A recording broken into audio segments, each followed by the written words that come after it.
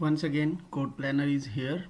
So now, earlier we have completed the interview series, so which we were covered by Angular, JavaScript, HTML, CSS, and SAS interviews. So now we can start in HTML courses, and we will cover up one by one. So now the HTML. So this is our HTML course structure, which is in HTML and HTML5, features of HTML5, doctype HTML, attribute, heading, paragraph, style, color, link, image, table, block. So these all are form, graphic, media, APIs, browser support also is there. So this question, which is in what is HTML and HTML5.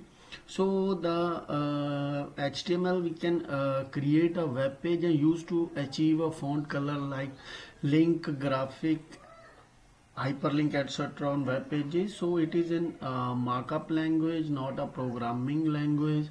The extensions of HTML5, which is in .html or HTML, and HTML stands for hypertext markup language. When the browser can receive the HTML document or rendering the HTML document in multimedia web pages, so HTML can embed it and write a scripting language, which is in JavaScript. Now the version of HTML is HTML 2, 3, 4, or which add-on feature in HTML5. So we are focusing on HTML5. So this is the new features of HTML5, which is in semantic tag, headers, nav section, article, aside, detail, figure, caption. So we will cover one by one. Footer, main, mark, summary, multimedia support, which is in audio, video, plugin, YouTube, or which is in HTML, graphic, SVG and canvas, APIs, geolocation. These all are in APIs. Drag and drop, web storage, web worker, SSE, servers and event. And what is doctype?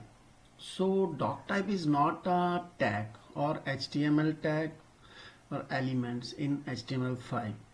So it become a standard or rendering to instruct the browser or about the version and which page is written on markup language. Which were markup language. Thank you.